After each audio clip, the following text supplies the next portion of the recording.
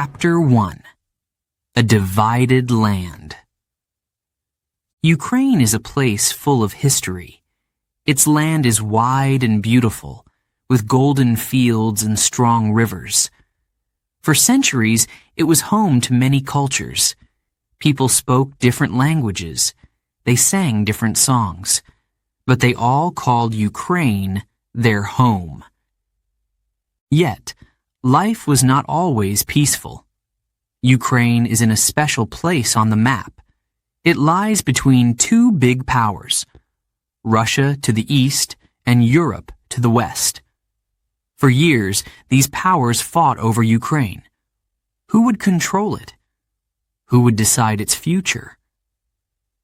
These questions shaped Ukraine's story. In the past, Ukraine was part of the Soviet Union. The Soviet Union was a group of countries controlled by Russia. Life was hard for many Ukrainians during that time. People had to follow strict rules. They could not speak freely. Many felt trapped. In 1991, everything changed. The Soviet Union broke apart. Ukraine became an independent country. People celebrated in the streets. They dreamed of a free and happy future. But independence brought challenges. Building a new country is never easy. Some people in Ukraine wanted to be closer to Europe. They wanted to join the European Union, EU. They believed this would bring jobs, freedom, and a better life. But others looked to Russia. They felt connected to its culture, language, and history. This created a divide. Neighbors began to see the world differently. Old friendships started to break. In 2013, these tensions grew stronger. Ukraine's president at the time, Viktor Yanukovych, made a big decision. He chose not to sign an agreement with the EU. Many Ukrainians were upset. They felt their future was stolen. Protests began in the capital city, Kyiv. Thousands of people gathered in Maidan Square. They waved flags and sang songs. They called for change. The protests lasted for months. Winter came, but people stayed in the cold. They built fires to keep warm. They believed in their cause. Ukraine deserves better, they shouted. But the government tried to stop them. Police used force. There was violence. Lives were lost. The world watched as Ukraine fought for its future. Finally, in February 2014, President Yanukovych fled the country.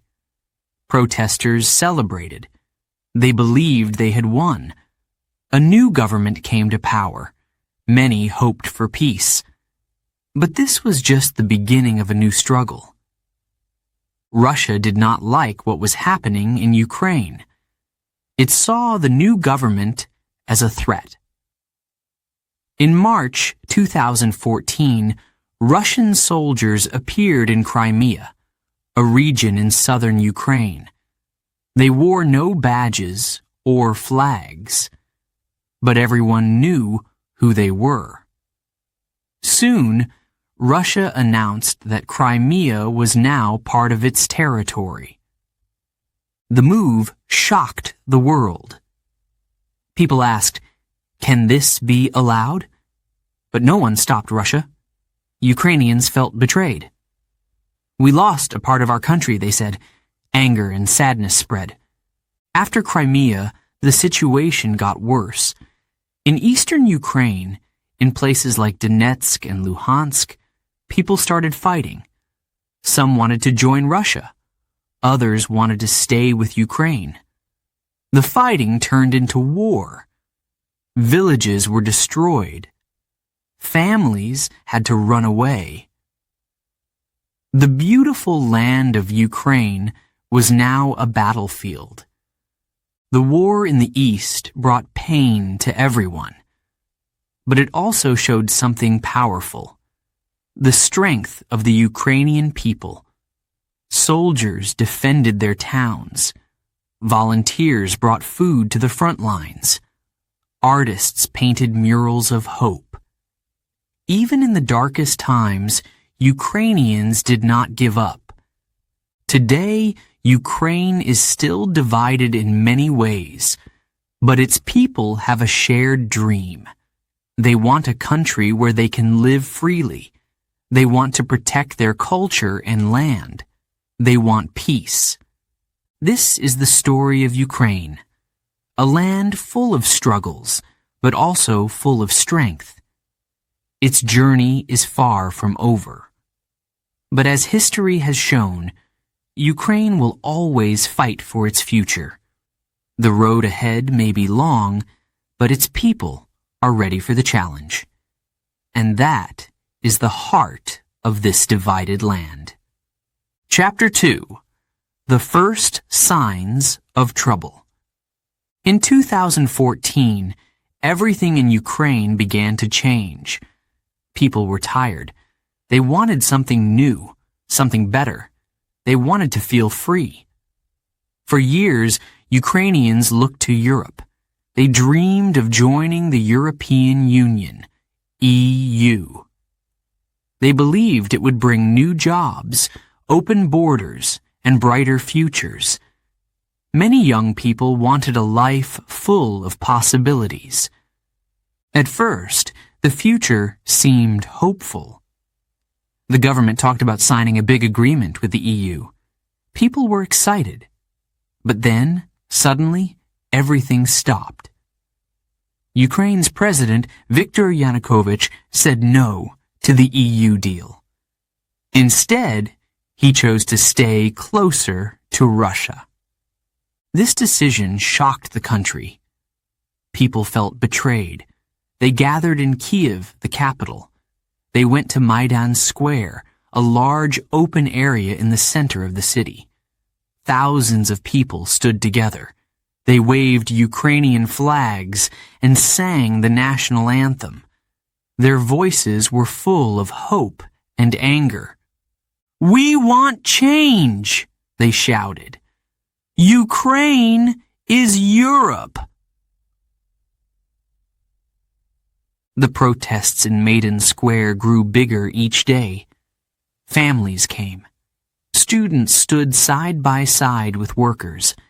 Even during the freezing winter, they refused to leave. They built tents and fires to stay warm. The square became a city of hope.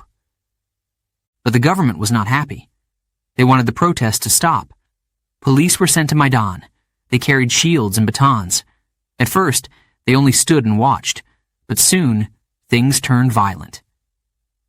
On a cold night in January, the sound of gunfire echoed through the square. Smoke filled the air.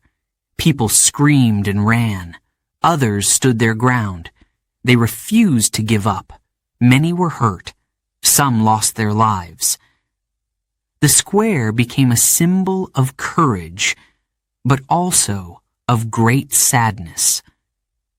By February 2014, the protests had reached their peak. The people won. President Yanukovych fled Ukraine. The government changed, and a new future seemed possible. People hoped the worst was over. But in the east, far from Maidan, another storm was brewing. Crimea, a beautiful peninsula in southern Ukraine, was calm at first. But then, strange things began to happen. One day, soldiers appeared on the streets. They wore green uniforms, but they had no flags. No one knew exactly who they were. But their faces, their weapons, and their language told a clear story. They were Russian soldiers. The people of Crimea were confused. Some were happy. They thought Russia would bring them a better life. But others were afraid. They didn't want to leave Ukraine. In March 2014, Russia took control of Crimea. They held a vote. The results said that most people wanted to join Russia, but many in the world did not believe it was fair. They said the vote was illegal. "Crimea is Ukraine," Ukrainians cried. But Russia did not listen. The world began to pay attention. Leaders from other countries spoke out. They called Russia's actions wrong. Some countries placed sanctions on Russia. They tried to stop trade and hurt its economy. But Russia did not back down. Soon, trouble spread to the eastern parts of Ukraine. In Donetsk and Luhansk, groups of people wanted to break away from Ukraine. They said they wanted to be part of Russia. Others in the region wanted to stay Ukrainian. This caused fights in the streets. It didn't take long for these fights to turn into battles. The Ukrainian government tried to stop the chaos. Soldiers were sent to the east. But the situation grew worse. Entire towns were destroyed. Families fled their homes. Children cried as they left everything behind. Russia said it was not involved in the fighting, but weapons and soldiers crossed the border into Ukraine. The world could see what was happening, but no one could stop it. By the end of 2014, Ukraine was at war. What had started as protests for change had turned into a fight for survival. The country was divided. Crimea was gone. The east was in flames. But Ukrainians did not lose hope. They worked together. Volunteers brought food and supplies to soldiers. Neighbors helped each other rebuild homes. People sang songs to remind themselves of their strength. The world continued to watch. What would happen next? No one knew. But one thing was clear. Ukraine was in danger, and its people were ready to fight for their future. The first signs of trouble had grown into a storm. But storms do not last forever. Ukrainians believed in brighter days ahead. Their story was far from over. Chapter 3. The War in the East. After the protests in Kyiv, Ukraine entered a new chapter. The government changed. People in the capital dreamed of peace. But far in the east, trouble was growing. In the spring of 2014, fighting broke out in Donetsk and Luhansk. These cities, once full of life, became battlegrounds. Groups of armed men appeared on the streets. Some wanted to leave Ukraine and join Russia. Others wanted to stay united with Ukraine. The arguments quickly turned violent. Soldiers from the Ukrainian army arrived. They set up checkpoints and camps. But it wasn't enough. The streets filled with smoke and fire. Buildings were destroyed. Shops were empty. People were afraid. Tatiana, a mother from Donetsk, was one of many who had to leave her home. One morning, she heard loud explosions. Her windows shook. She grabbed her daughter, Alina, and ran to the basement. "Stay quiet," she whispered, holding her daughter close. They stayed in the dark, waiting for the noise to stop. The next day, Tatiana packed a small bag. She took only what she could carry: clothes, some food, and a photo of her family. "We can't stay here," she said to Alina. Together, they joined hundreds of others fleeing the city. Some walked. Others drove. They didn't know where they were going. They only knew they had to get away. In the countryside, the sounds of war were quieter, but life was hard. Refugees lived in crowded shelters. Families shared small rooms. They slept on floors and ate whatever they could find. "We will go home soon," Tatiana told Alina. But deep down, she wasn't sure if that was true. In Luhansk, the fighting was just as bad. The city's streets were full of holes from bombs. Schools were closed. Hospitals struggled to help the injured. Electricity and water were often cut off. People stood in long lines for bread. Some gave up and left. Others stayed, hoping the war would end. In the middle of all this, Ukrainian soldiers fought to protect their country. Many were young men who had never seen war before. They learned quickly. Every day they faced danger. Bullets flew overhead. Explosions shook the ground. But they kept fighting. One soldier, Dimitro, remembered the day he joined the army. "I had no choice," he said. "This is my home. I have to defend it." He carried a photo of his parents in his pocket. Whenever he felt scared, he looked at it. It reminded him why he was fighting. The war in the East was not just about land. It was also about identity. People in Donetsk and Luhansk spoke Russian and Ukrainian. Some felt close to Russia. Others felt part of Ukraine. This division made the war even more painful. Neighbors became enemies. Friends stopped speaking to each other. Families were torn apart. The fighting grew worse as the months went by. Tanks rolled through the streets. Missiles hit apartment buildings. The sound of gunfire never seemed to stop. People lived in fear, always listening for the next explosion. The world watched in horror. Leaders from other countries tried to help. They called for peace. They held meetings. They signed agreements. But the war did not stop. Instead, it spread. Villages outside Donetsk and Luhansk were caught in the crossfire. Farms were burned. Bridges were destroyed. Fields once full of wheat and sunflowers were now empty and gray. Yet even in the darkest times, there were moments of hope. Volunteers from across Ukraine came to help. They brought food, clothes, and medicine to those in need. Churches opened their doors to refugees.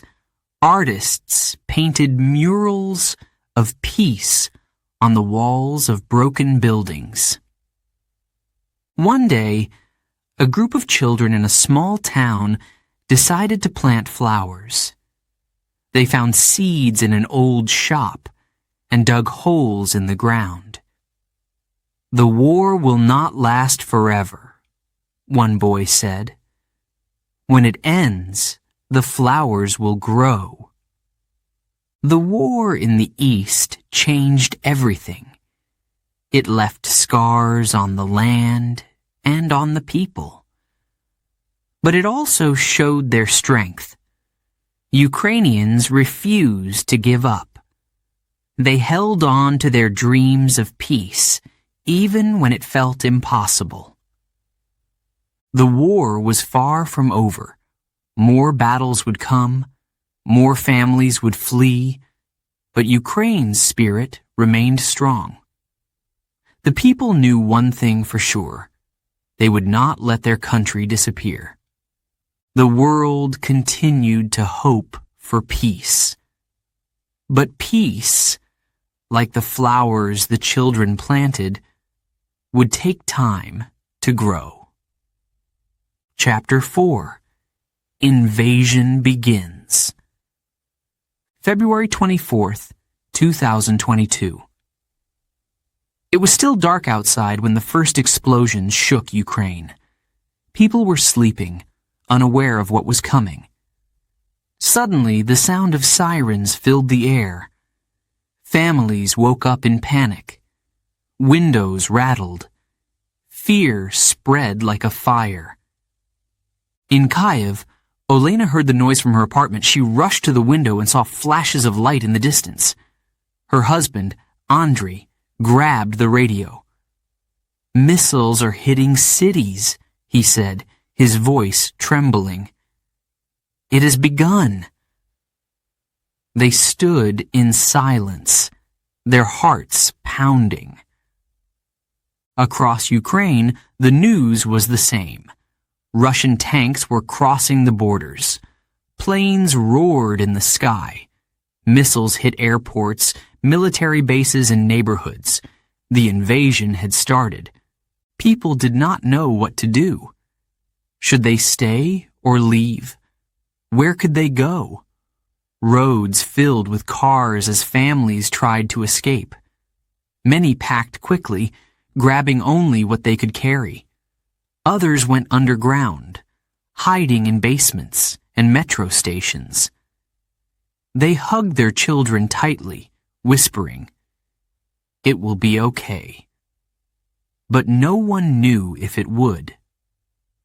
In the city of Kharkiv, near the Russian border, the attack was fierce. Explosions rocked the streets. Yaroslav, a teacher, watched as buildings around him crumbled. "It feels like the end of the world," he said. Yet, even as bombs fell, he refused to leave his city. "This is my home," he told his friends. "I will not abandon it." In the south, Russian forces moved quickly. They aimed to take control of major cities like Kherson and Mariupol. Soldiers marched through villages and tanks rumbled past fields. Farmers stood in disbelief as war arrived on their quiet land. The capital, Kyiv, became a key target. Russian troops advanced, hoping to capture the heart of Ukraine. But Kyiv was not ready to fall.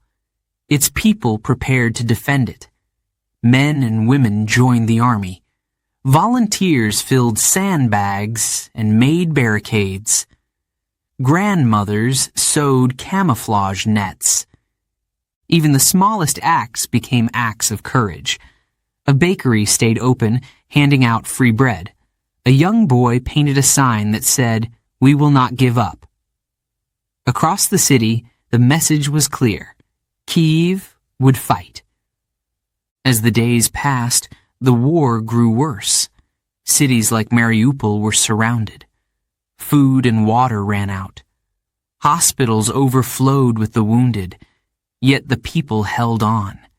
In the darkest hours, they found strength in each other. The world watched in shock. On television, images of burning buildings and crying children filled the news. Leaders condemned Russia's actions. Many countries sent weapons and aid to Ukraine. "We stand with Ukraine," they said. Protests took place in cities across the globe. People carried Ukrainian flags and shouted, "Stop the war!" Still, the fighting did not stop. Russian forces were strong, but Ukraine was stronger than anyone expected. Soldiers defended every inch of their land. Ordinary citizens became heroes. Some threw themselves in front of tanks. Others stood unarmed, blocking roads. "This is our country," they said. "You cannot take it." President Volodymyr Zelensky became a symbol of hope. He stayed in Kyiv, even as missiles fell around him. In a message to his people, he said, "I am here. We will fight. We will win." His words inspired not just Ukrainians, but the entire world. For children, the war was especially hard. Schools closed, playgrounds became empty. Many had to leave their homes and friends, but even in war, they found small moments of joy. In a cold basement, a little girl sang a lullaby. Her voice brought comfort to everyone around her. In a village outside Kyiv, Mykola, an elderly farmer, decided to fight in his own way. He hid his tractor in the forest and used it to tow away abandoned Russian tanks. When his neighbors asked why he was risking his life, he smiled and said, "Every bit helps." Stories like his spread across the country, giving people hope. The days turned into weeks. The weeks felt like years. The war was far from over, but one thing was clear: Ukraine would not give up. The people showed the world what courage looked like. They stood together, even when everything seemed lost. They kept going, even when the future was uncertain. In every city, every village, and every home, the same words were whispered: "We will survive. We will rebuild. We will win." This was not just a war of tanks and guns. It was a war of hearts. And in the hearts of Ukrainians, there was no room for defeat. Chapter 5. Kyiv stands strong. Kyiv, the capital of Ukraine, is more than just a city. It is the heart of the country. Its streets are full of history. Its people are proud and strong. When Russia invaded, Kyiv became the main target. If Russia could take Kyiv, it could control Ukraine. But the people of Kyiv would not let that happen. At first, there was panic. Sirens filled the air. Explosions lit up the night sky. Families packed bags and ran to shelters. Some tried to leave the city. Cars filled the roads, heading west. Others stayed, not knowing what would happen next. Russian troops moved closer each day. They came with tanks, soldiers, and missiles. Everyone feared the worst. Would Kyiv fall? The Ukrainian army was ready to fight. Soldiers stood guard at every bridge and road.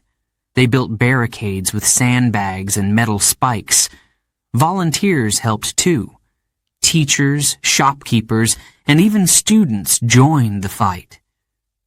They carried rifles, but they also carried hope. Olena, a school teacher, stayed in Kyiv with her husband. "This is my home," she said. "I will not leave."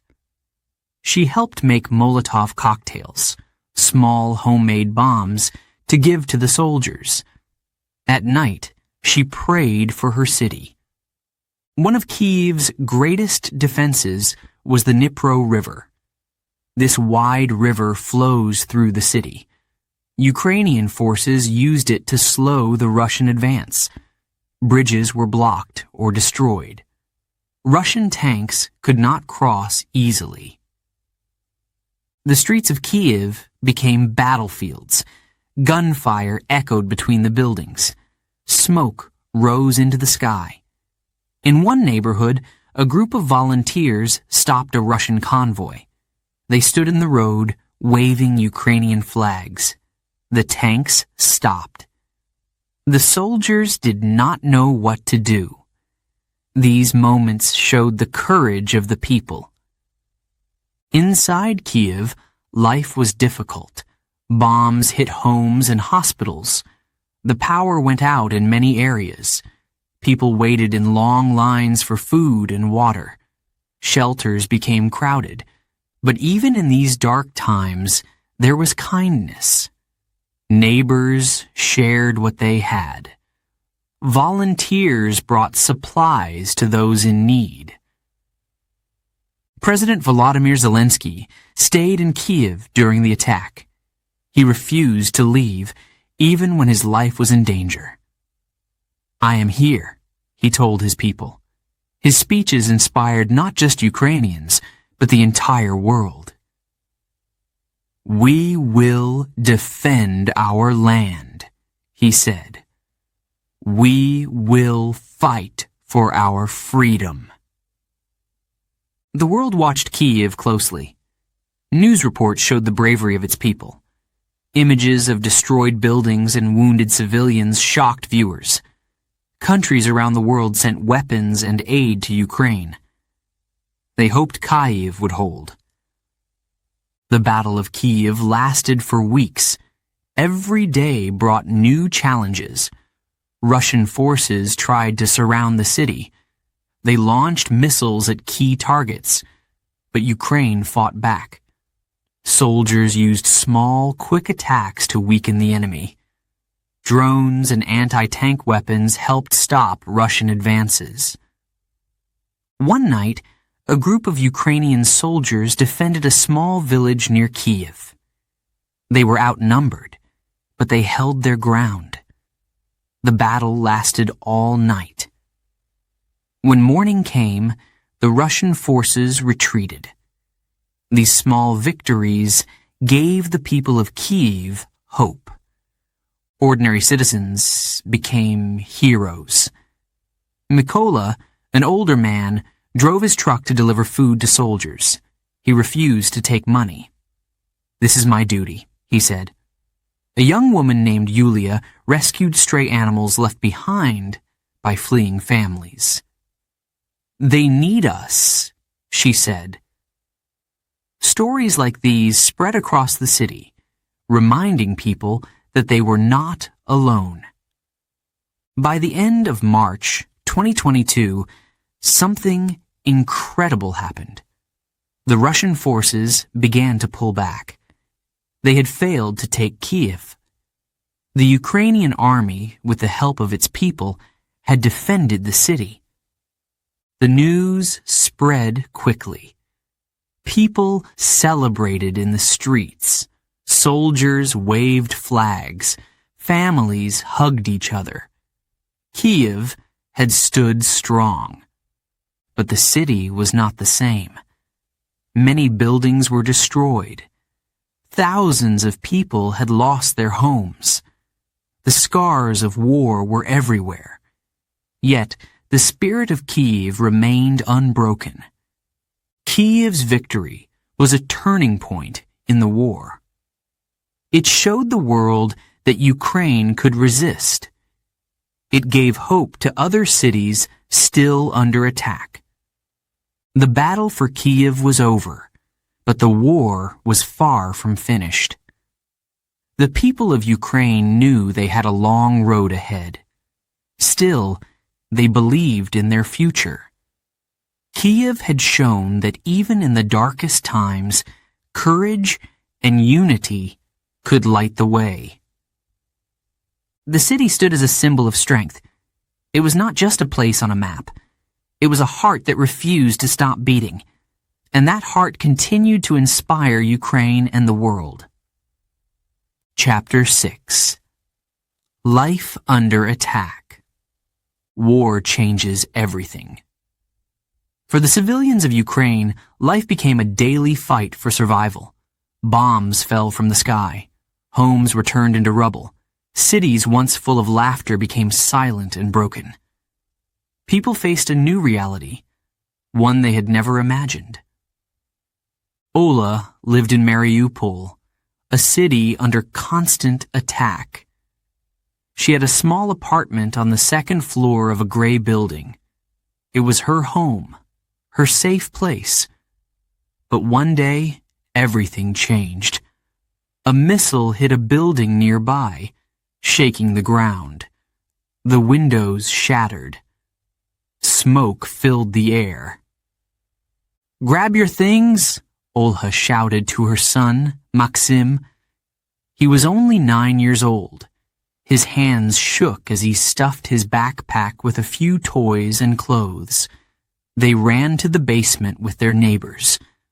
There, they sat in the cold and dark, waiting for the bombing to stop. Outside, the streets were unrecognizable. Cars were burned. Shops were destroyed. There was no water, no electricity, and no food. People stood in long lines, hoping for bread. Some carried empty buckets, searching for clean water. Every day was a struggle. In Kharkiv, another city under attack, people lived underground. Metro stations became shelters. Families slept on blankets spread across the floors. Children played with sticks and stones, trying to forget the sounds of war above. Katerina, a nurse, stayed in Kharkiv to help the wounded. She worked in a small, damaged hospital. The lights flickered and supplies were low. "We had no time to rest," she said. "People kept coming, and we had to save them." She often walked home under the cover of night, dodging falling debris. Amid the chaos, there were moments of kindness. Neighbors shared food and blankets. Volunteers brought medicine to the sick. In one village, a group of women baked bread using an old outdoor oven. "It's not much," one of them said, "but it keeps people alive." Even during the hardest days, Ukrainians found ways to stay hopeful. A music teacher in Kyiv played his violin in the streets.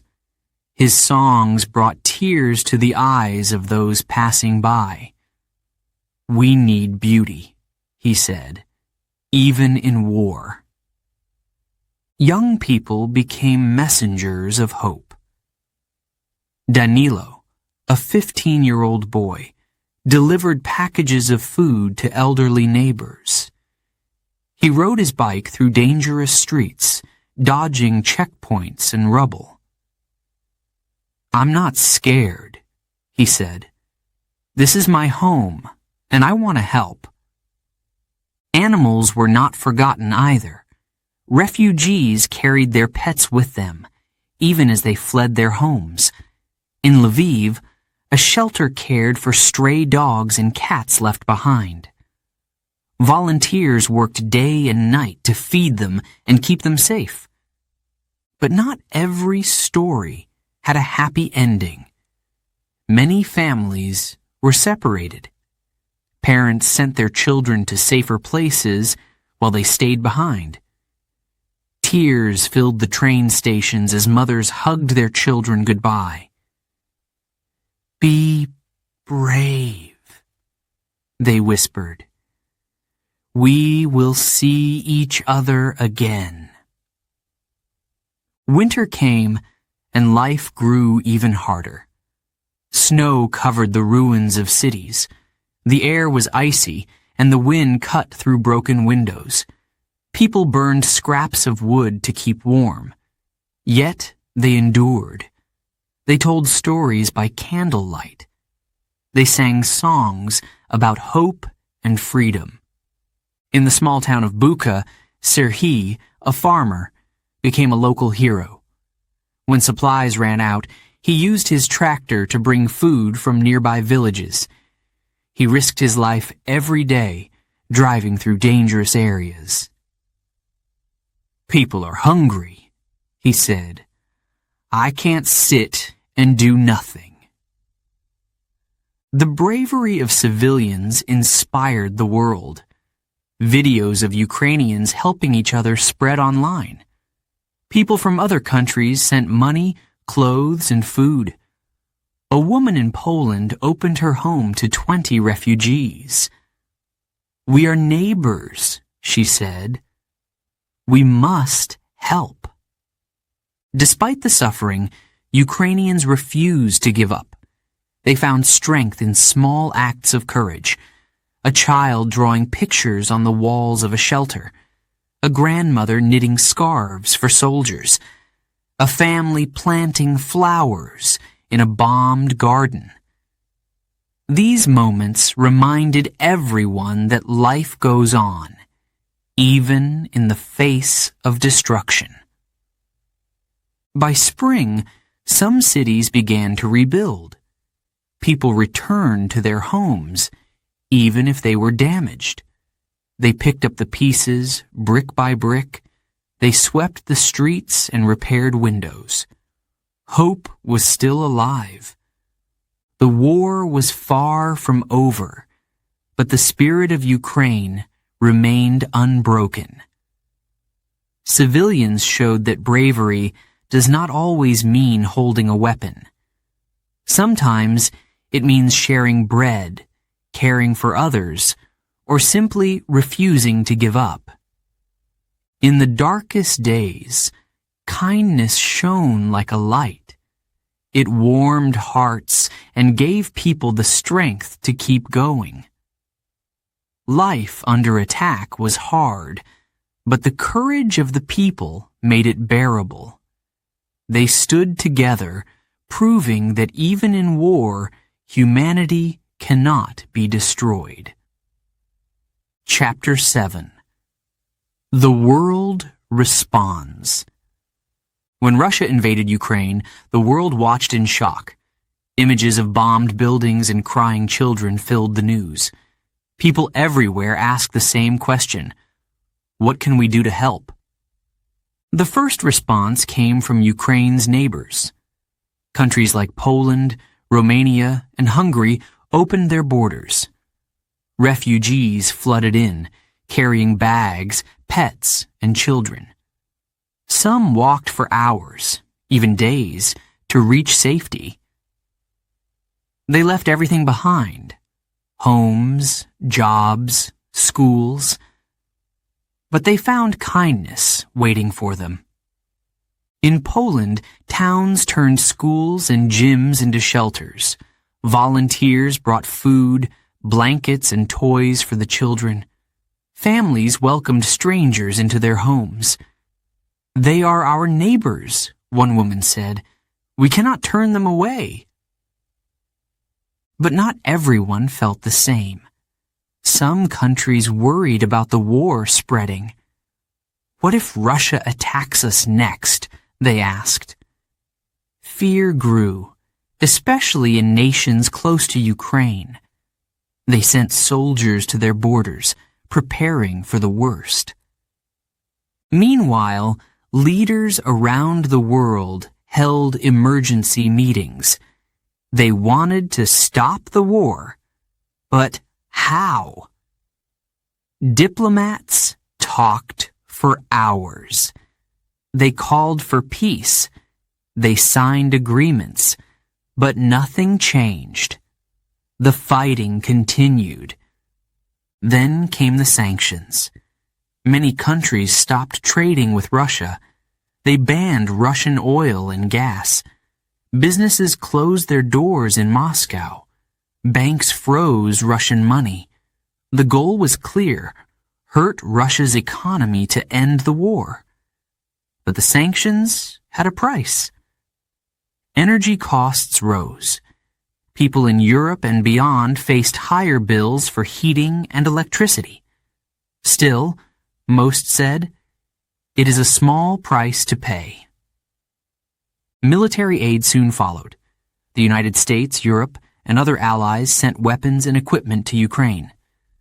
Trucks carried rifles, helmets, and medical supplies. Planes delivered anti-tank missiles and drones. These tools gave Ukrainian soldiers a fighting chance.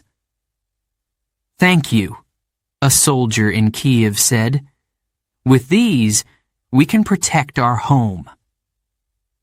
Ordinary people around the world joined the effort. They donated money and supplies. Churches held fundraisers. Schools collected clothes and toys for Ukrainian children. A bakery in Canada sold blue and yellow cookies, sending the profits to refugees. From big cities to small towns, the message was the same. We stand with Ukraine. But not all support was welcomed. Some leaders hesitated to send weapons. What if it makes the war worse? They asked. Others worried about provoking Russia. This could lead to World War III, they warned. The debates were heated. Some nations acted boldly. Others chose caution. As the months passed, the war brought unexpected challenges. Countries accepting refugees faced pressure. Cities became crowded. Schools and hospitals struggled to keep up. In Germany, a mayor said, "We want to help, but we need help too." Still, most people stood by Ukraine. "These families have lost everything," a teacher in France said. "We must do our part." One story stood out. In a small town in Italy, a Ukrainian boy named Artem joined a new school. He spoke no Italian and felt scared, but his classmates made him feel welcome. They painted his desk in blue and yellow, the colors of the Ukrainian flag. "You are one of us now," they told him. Artem smiled for the first time in weeks. In the United States, Ukrainian communities held rallies. They waved flags and sang songs from home. "We will not let the world forget," one speaker said. Their voices echoed across continents. Celebrities and musicians joined in, raising money and awareness. Still, the question remained, how far would the world go? Some called for peace talks. Others demanded more weapons. Ukraine's President Zelensky asked for more support. "We are fighting for freedom," he said. "Not just for Ukraine, but for everyone." The war also brought unexpected heroes. Journalists risked their lives to report the truth. Doctors flew to Ukraine to treat the wounded. Engineers helped repair power lines in bombed cities. Even farmers played a role. They planted crops in dangerous fields to keep the world fed. Their bravery inspired millions. Despite all the help, Ukraine faced immense challenges. Cities were destroyed. Millions had no homes. Yet, the support gave them hope. Every donation, every act of kindness reminded Ukrainians that they were not alone. By the end of 2022, the world's response had grown stronger. Nations united in ways never seen before. "Together, we can make a difference," a young woman in London said as she packed boxes of food for refugees. Her words reflected the spirit of many. But the road ahead was uncertain. Would the help be enough? Could the war truly end? No one knew the answers. Yet, one thing was clear. The world had chosen to stand with Ukraine. In times of great darkness, it showed that kindness, courage, and unity could shine through. The people of Ukraine would never forget this support. It gave them strength to keep going. And for those who helped, it was a reminder of what humanity can achieve when we come together. Chapter 8. The Fight for the South. The battle for southern Ukraine was one of the most important parts of the war. The region was rich in farmland and water. It also connected Ukraine to the Black Sea. Losing it would mean losing a vital lifeline. But Ukraine soldiers were determined. They would not give up. Kherson, a city in the south, became a symbol of this fight. It was one of the first cities captured by Russian forces in 2022. Russian troops entered quickly, raising their flags on government buildings. For months, the people of Kherson lived under occupation. They were afraid, but also defiant. Larissa, a shopkeeper in Kherson, remembered the day Russian soldiers arrived.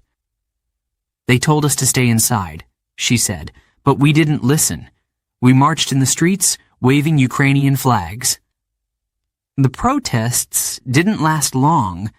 Russian soldiers cracked down hard. People were arrested. Some were never seen again. Life under Russian control was harsh. Food and medicine were scarce. People whispered to each other in fear. But even in the darkest moments, small acts of resistance gave hope.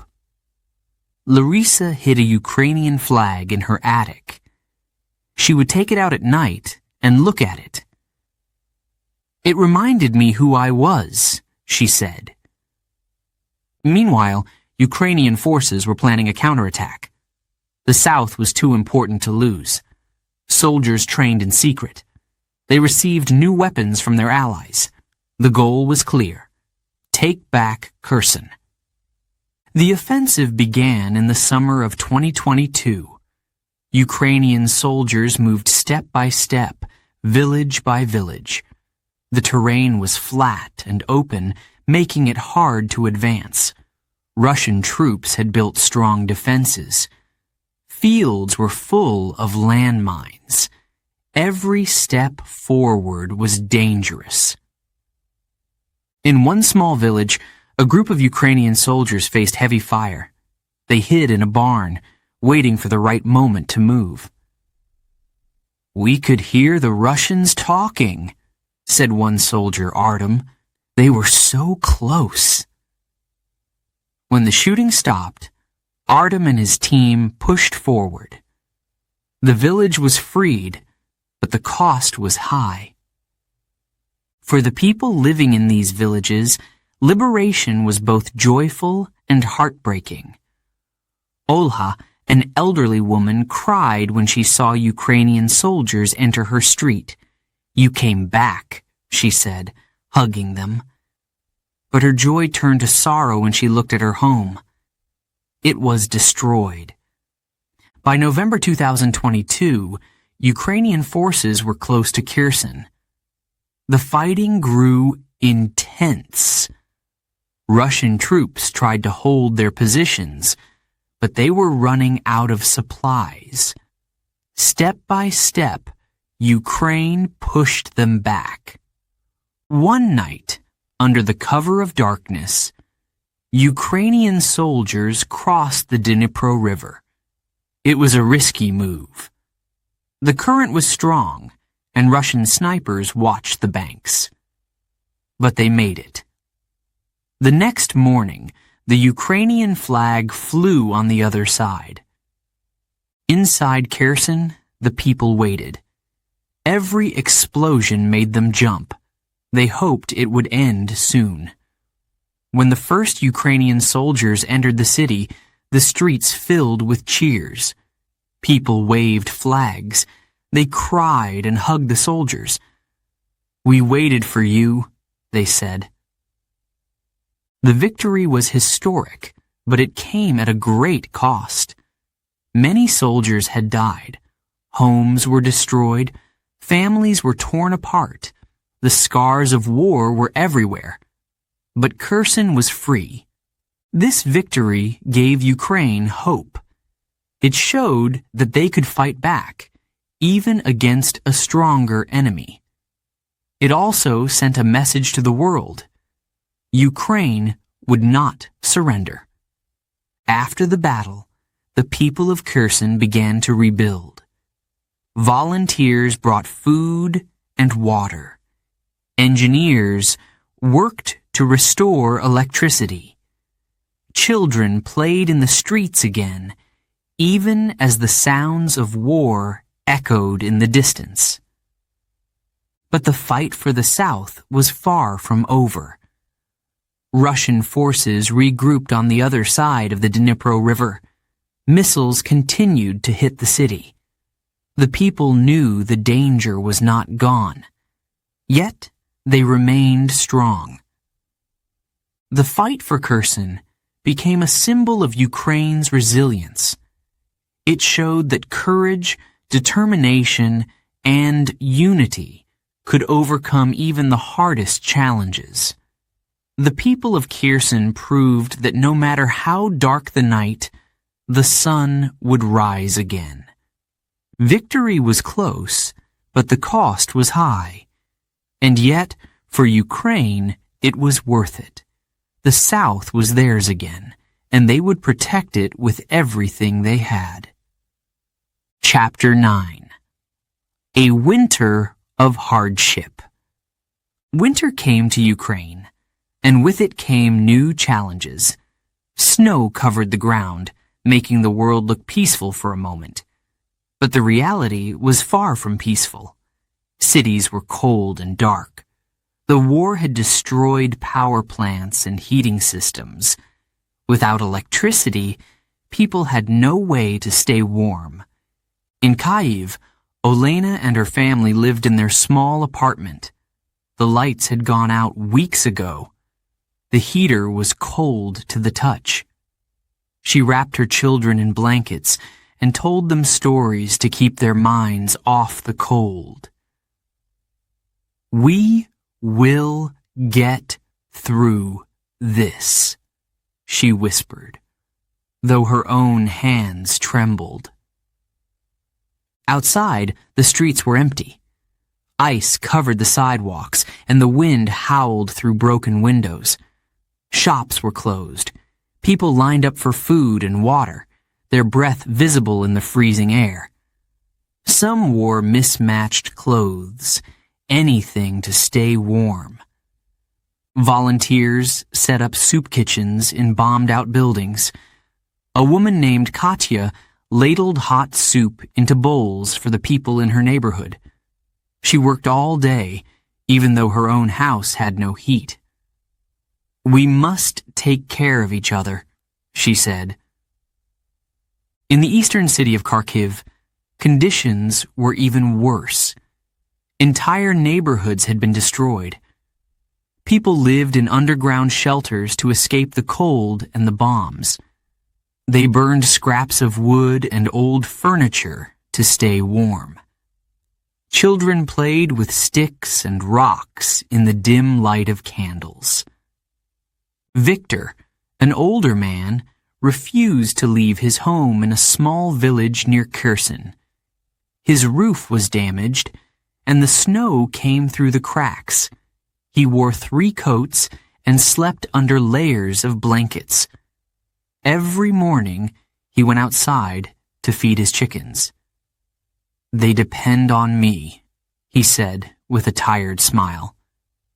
The nights were the hardest. Without electricity, the world was silent and dark. Families gathered around candles or flashlights, sharing stories or singing songs. A woman named Maria sat with her neighbors, knitting scarves for soldiers on the front lines. "This is how we fight," she said. But even in the darkness, there were moments of light. In Lviv, a music teacher named Andrei played his accordion on the street. The sound echoed through the cold air, drawing a small crowd. People clapped and sang along, forgetting their worries for a moment.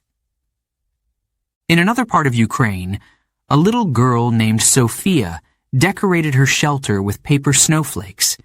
She hung them on the walls and smiled proudly. "It feels like Christmas," she told her mother.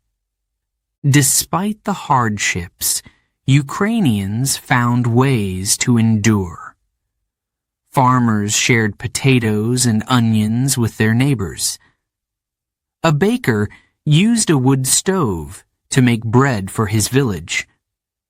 Doctors worked in freezing hospitals, using flashlights to perform surgeries.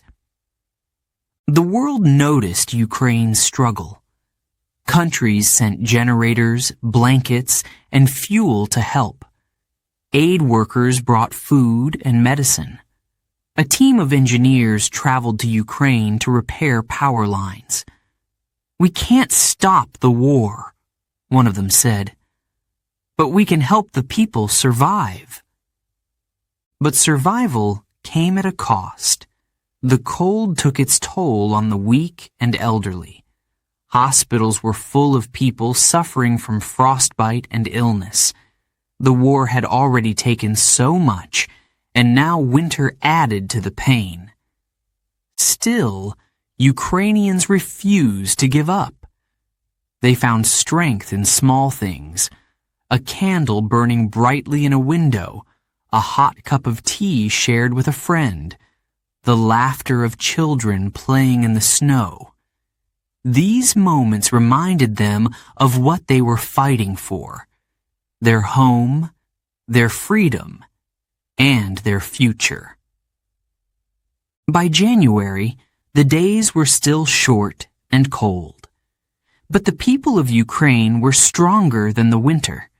They worked together, helping each other survive. They knew the road ahead would be long and hard, but they also knew that spring would come. The winter of hardship tested Ukraine in every way. Yet, through the cold and darkness, the people endured. They showed the world that even in the most difficult times, hope can shine like a flame in the night. And so, they waited for the sun to rise again. They waited for peace. But most of all, they waited for spring, when the snow would melt and the flowers would bloom once more. Chapter 10. Stories of Heroes. War creates heroes, but not all heroes wear uniforms. In Ukraine, bravery came in many forms. Nurses, teachers, farmers, and everyday people became symbols of resistance. Each had a story of courage, sacrifice, and hope. Larissa, a nurse in Kharkiv, was one such hero. When the bombs began to fall, many hospitals were destroyed, but Larissa refused to stop working. She moved from house to house, carrying a small bag of medical supplies. In one home, she delivered a baby by candlelight. In another, she bandaged a soldier's wounds. "I am not a fighter," she said, "but I can save lives." In a small town near Kyiv, a teacher named Oksana stayed behind when her students fled.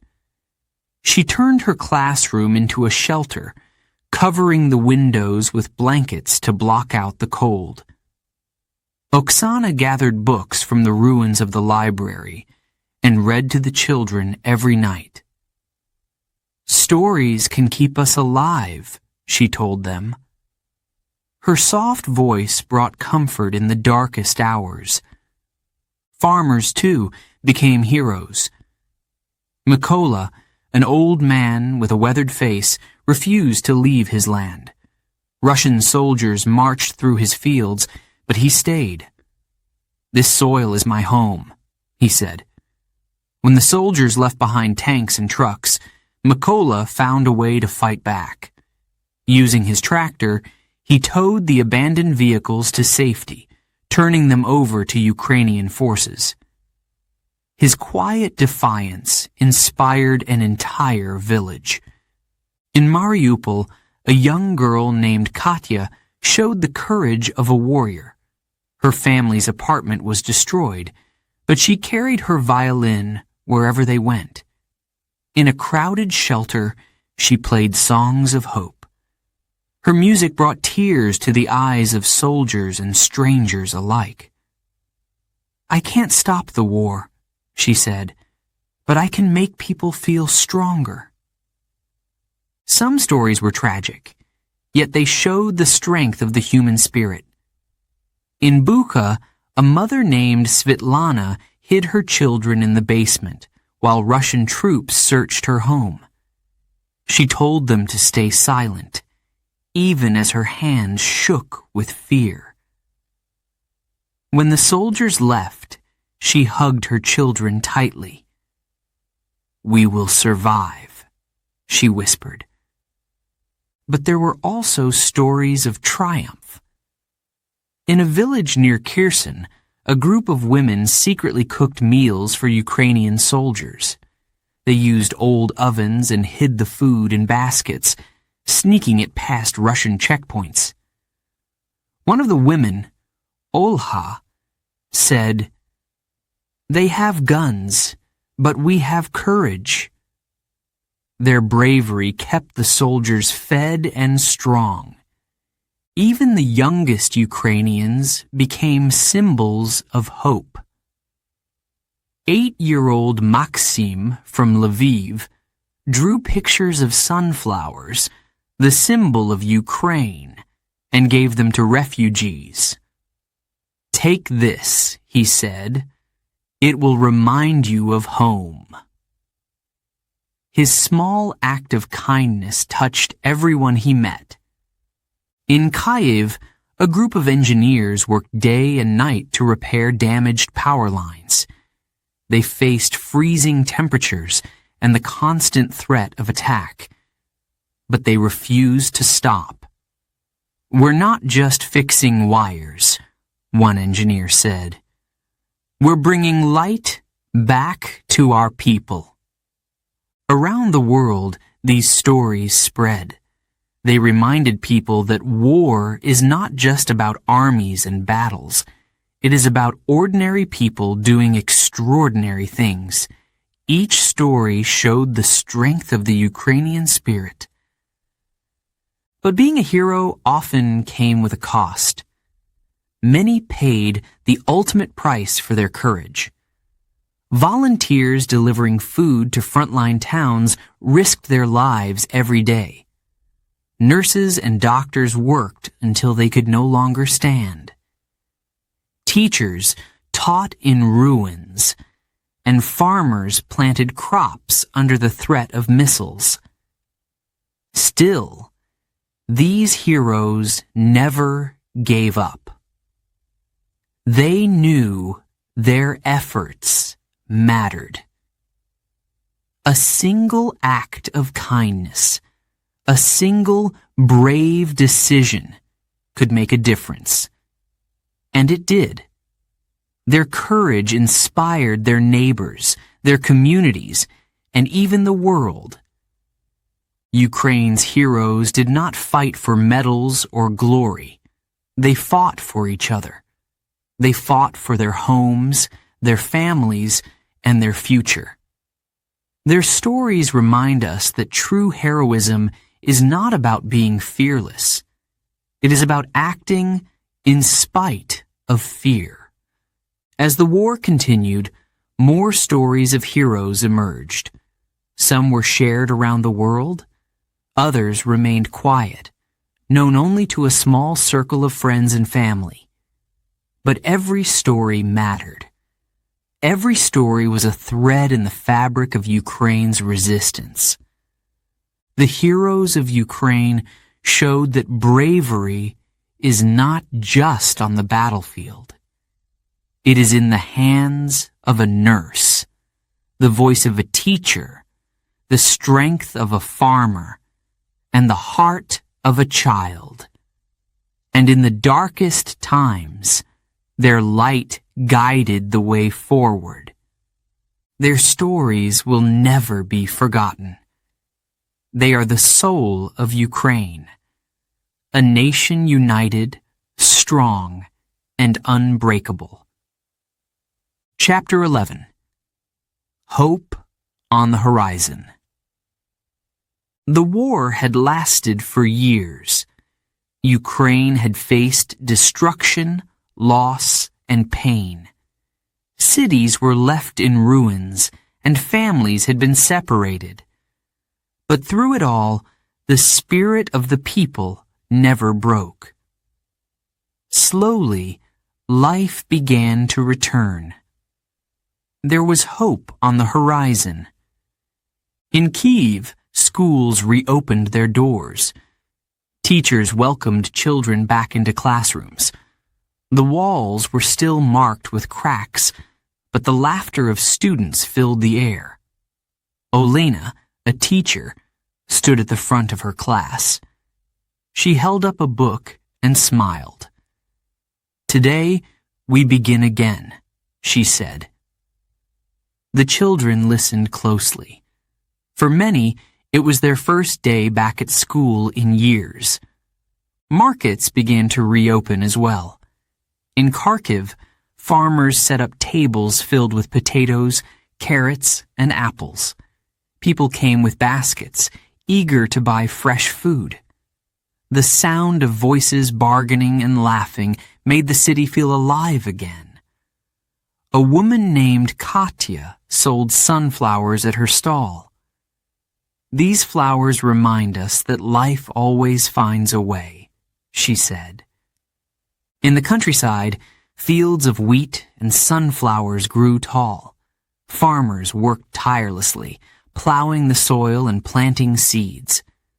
Mykola, an elderly farmer, stood in his field, wiping sweat from his brow. "This land has seen war," he said, "but now it will grow food again." His tractor hummed as he worked from dawn until dusk. In Lviv, musicians played in the town square. A violinist stood under a tree, his music drifting through the air. Crowds gathered to listen, some singing along. For a moment, the war seemed far away. "Music heals the soul," said Andriy, the violinist. His songs brought smiles to faces that had known too much sadness. But rebuilding was not easy. Many cities were still damaged. In Mariupol, entire neighborhoods were gone. Roads were filled with rubble. Volunteers worked day and night, clearing debris and rebuilding homes. Petro, a construction worker, stood on a ladder, hammering nails into a wooden frame. "It will take time," he said, "but we will rebuild brick by brick." Refugees who had fled the country began to return. At the train station in Kyiv, families reunited. Mothers hugged their children tightly, tears streaming down their faces. One man, Yuri, stepped off the train holding a small suitcase. "I never thought I'd see my home again," he said, looking around the city he loved. Still, peace was far away. Fighting continued in some parts of the country. Soldiers guarded the borders, watching for any sign of danger. Explosions could still be heard in the distance. People lived with the constant reminder that the war was not over. Despite this, hope remained. Ukrainians found strength in each other.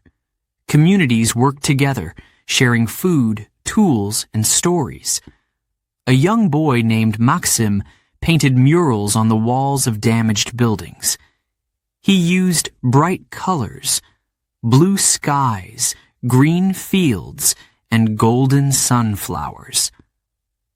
"I want people to feel happy when they see this," he said. In the face of uncertainty, dreams began to grow. Young people talked about the future. They wanted to rebuild their schools, open new businesses, and create art. "This war will not define us," said Yulia, a university student. "We will create a better Ukraine."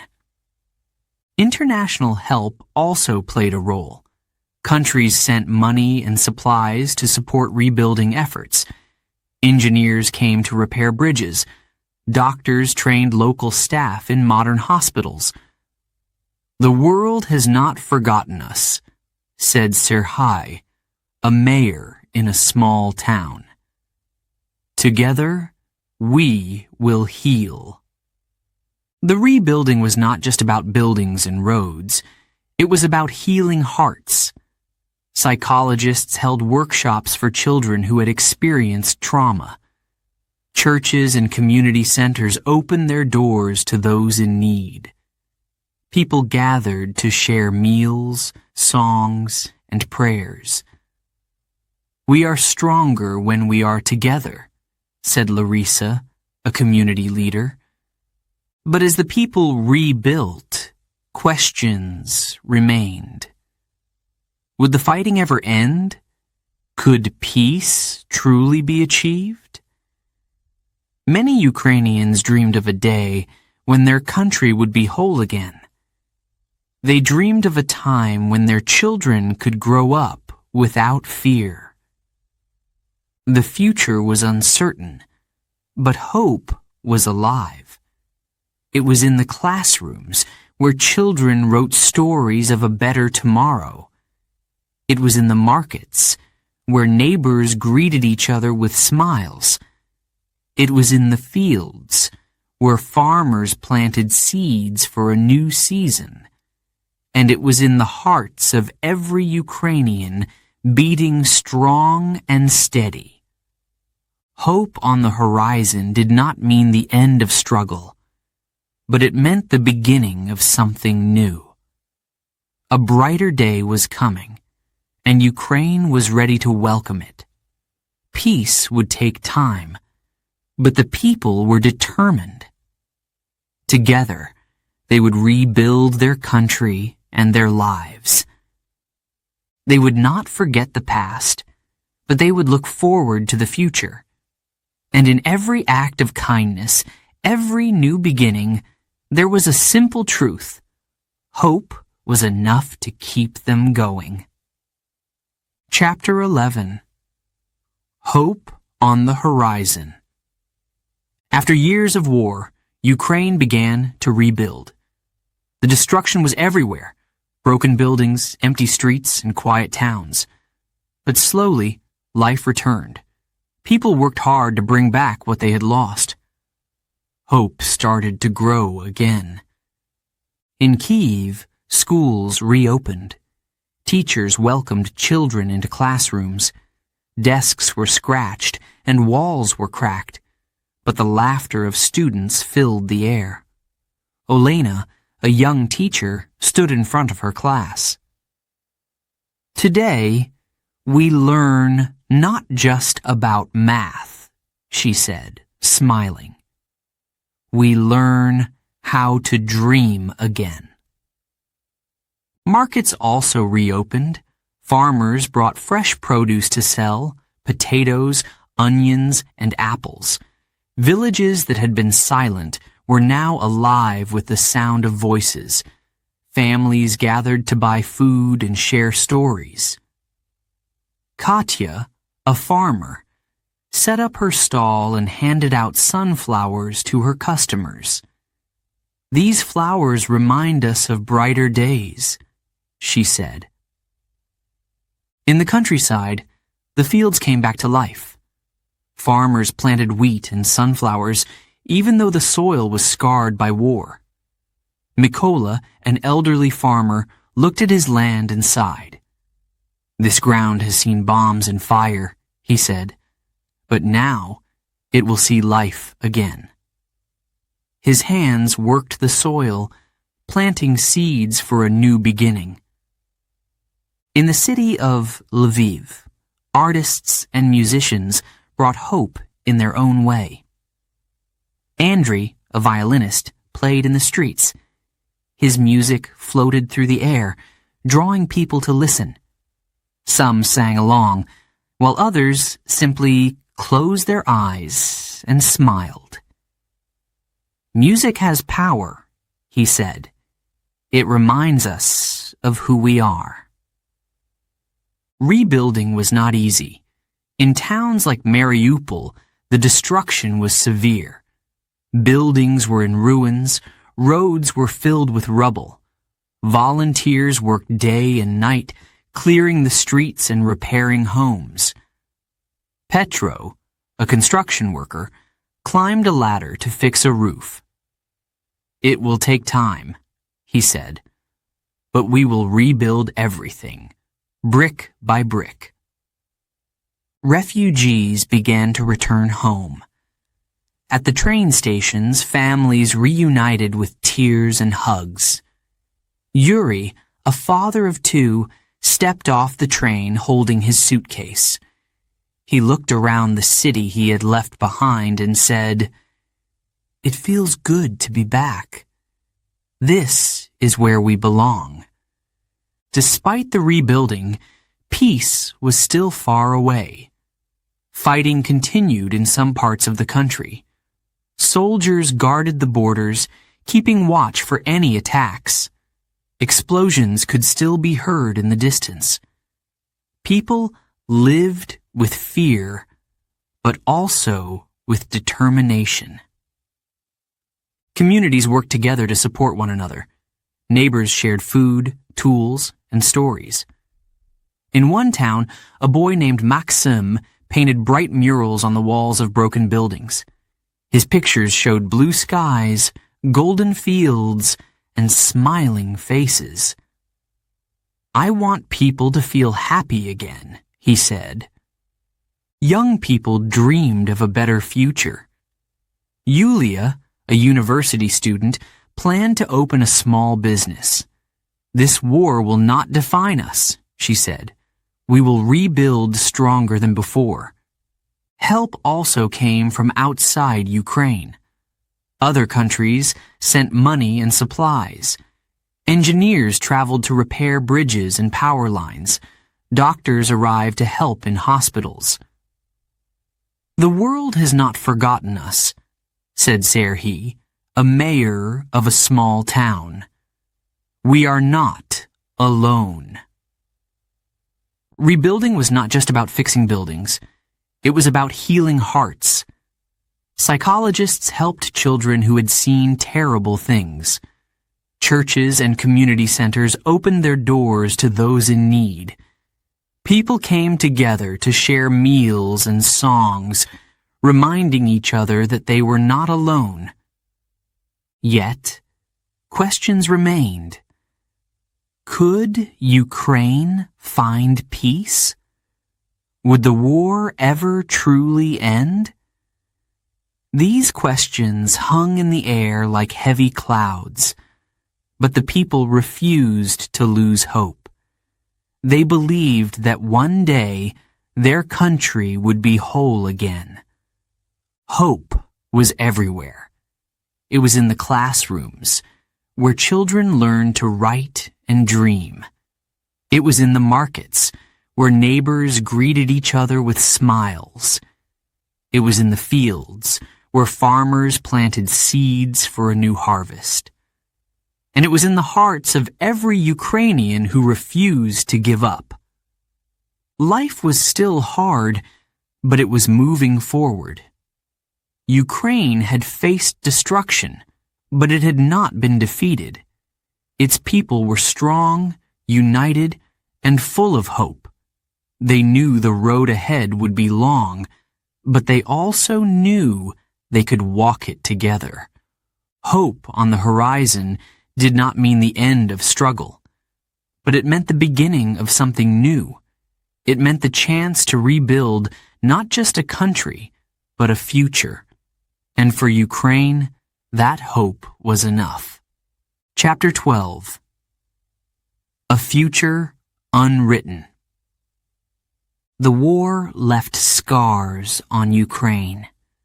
Cities were damaged. Fields were burned. Families were torn apart. But Ukraine stood proud. It survived. The people endured the darkest days and refused to give up. Their strength became their symbol. Every corner of Ukraine held a story. In Kyiv, The streets were lively again. Markets bustled with people buying and selling. Schools echoed with children's laughter. New buildings replaced old ruins. "We are rebuilding our home," said Olena, a teacher. "Brick by brick, step by step." Her words carried hope. In the countryside, farmers worked tirelessly. Mykola, now in his 70s, walked through his wheat fields. The land had been damaged by war, but it was alive again. Golden wheat swayed in the breeze. "This is my legacy," he said, "for my children, for their children." But not everything could be repaired so easily. The war left invisible scars. Families mourned loved ones who never came home. Children remembered the sound of sirens and the fear of hiding underground. Some towns were still too damaged to rebuild. Yet, even in their sorrow, the people found strength. They leaned on one another. They shared stories. They reminded each other of what they had overcome. What comes next? Nobody knows. The road ahead is uncertain. Some parts of Ukraine are still dangerous. In the east, soldiers remain on guard. The threat of new attacks hangs in the air. But the people are not afraid. They have faced fear before, and they will face it again if they must. "We are not the same country we were before," said Yulia, a university student. "We are stronger now." Around the world, people continue to watch Ukraine's journey. Aid comes in the form of money, supplies, and words of encouragement. Leaders discuss peace, but no final agreement has been made. Ukrainians, however, are not waiting for others to decide their fate. They are building their future themselves. In Lviv, Andriy, the violinist, now plays for crowds at festivals. His music celebrates life, love, and hope. "Music heals," he says. "It brings people together." In Mariupol, volunteers plant trees in the ashes of old neighborhoods. "This is for the future," says Petro, a construction worker. "For the next generation." Young people like Maxim dream big. He paints murals on walls that were once marked by bullets. His artwork shows bright sunflowers, blue skies, and smiling faces. "These walls tell a new story," he says. "A story of hope." Ukraine is rebuilding, but the path is not easy. The economy is weak. Millions of people still need help. But the spirit of the nation is strong. Every challenge is met with determination. Every obstacle becomes a chance to grow. "We have been through so much," says Larissa, a nurse, "but we are still standing." Freedom is what Ukrainians value most. It is what they fought for. It is what they will continue to defend. "We are free," said President Zelensky in a recent speech. "And we will stay free." His words inspire a country that refuses to bow down. What will the future hold? No one can say. But Ukrainians believe in their country. They believe in their people. They believe that brighter days are ahead. Together, they will write the next chapter. The war may have left scars, but it did not destroy Ukraine's soul. It did not break its spirit. It only made the people stronger, more united, more determined. They will keep fighting, not just with weapons, but with ideas, with art, with love for their land. The story of Ukraine is not finished. It is a story of resilience, courage, and hope. It is a story that inspires the world. And it is a story still being written day by every Ukrainian who dreams of peace and a better tomorrow. The future is unwritten, but it is theirs to create. Together they will build it. Together they will shape it. And together they will make sure Ukraine remains a land of freedom, strength, and pride.